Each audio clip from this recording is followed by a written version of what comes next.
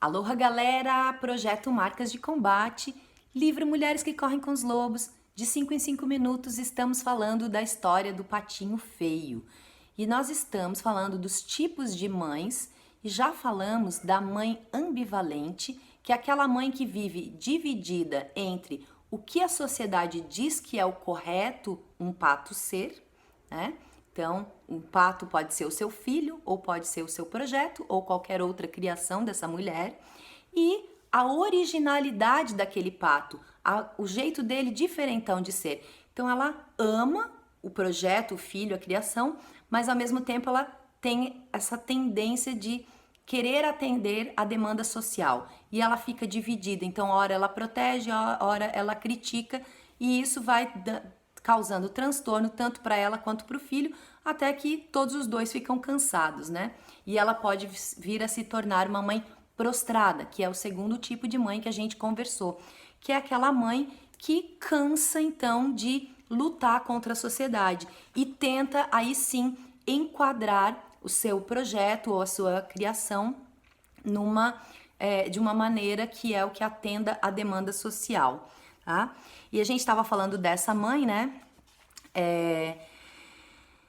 Quando a mulher tem um construto de mãe prostrada dentro da sua psique e ou da sua cultura, então nós estamos falando da mãe internalizada, sempre lembrando, ela é indecisa quanto ao seu valor. A gente não sabe se aquilo que a gente faz tem valor. Ela pode considerar que as escolhas entre cumprir exigências exteriores e as exigências da alma, do desejo mais profundo, são questões de vida ou morte. Ela não pode ter um meio termo, ou é daquele jeito que a sociedade diz, ou é nada, é morte à criação, morte ao filho, morte ao projeto. Ela pode se sentir como um pária atormentado que não se encaixa em nenhum lugar, o que é uma sensação relativamente normal para a pessoa diferente, o cisne. Mas o que não é normal é ficar sentada, chorando, sem fazer nada, prostrada. Devemos nos levantar e sair à procura do lugar a que pertençamos. Para quem é diferente, é sempre esse o próximo passo, certo? E para uma mulher com uma internalização da mãe prostrada, esse passo é vital. Se a mulher tiver uma mãe prostrada, ela deve se recusar a se tornar outra mãe prostrada para si mesma. Então, a gente está falando da mãe internalizada, né?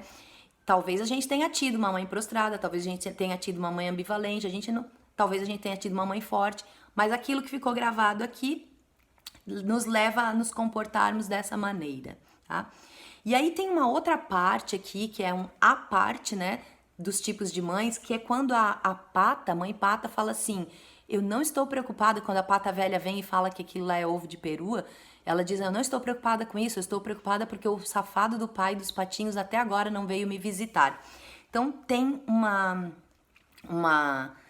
um parágrafo inteiro sobre isso que eu vou ler, porque ele é bem importante para a nossa questão, que até hoje ainda pega essa questão cultural aqui. Há gerações, as mulheres aceitaram o papel de legitimação como seres humanos através do casamento com um homem. Então, assim, eu não sei que geração que você é. Eu sou quarentona. Muitas vezes as pessoas não acham que eu tenho valor porque eu não sou casada. Até hoje, 2019, tá? Elas estiveram de acordo com a ideia de que um ser humano pudesse não ser aceitável a menos que um homem dissesse o contrário. Eu sei que antigamente era bem pior, mas existe ainda, tá, gente? Sem essa proteção masculina, e esse masculina tá entre aspas, porque a gente já falou lá na história do Manauí a questão do que é masculino e feminino, né? A mãe é vulnerável. Então, se eu sou uma mãe que não tem marido, nossa senhora. É irônico, portanto, que na história do patinho feio, o pai seja mencionado apenas uma vez. Ninguém fala nada do pai, né, gente? Que coisa incrível.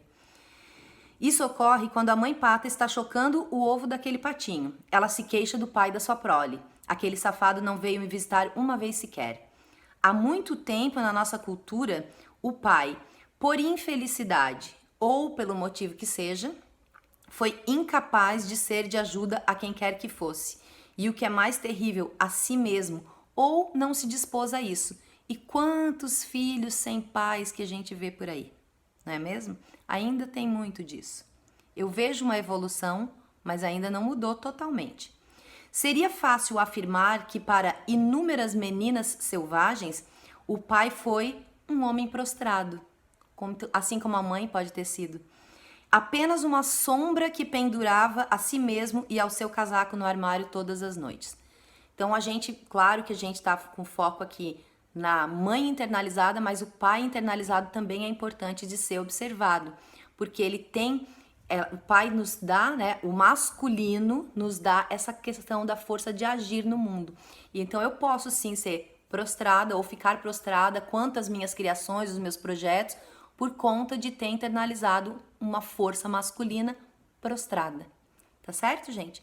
Vou voltar para continuar falando dos tipos de mães. Próxima etapa eu vou falar da mãe criança ou a mãe sem mãe. Abraço, gente!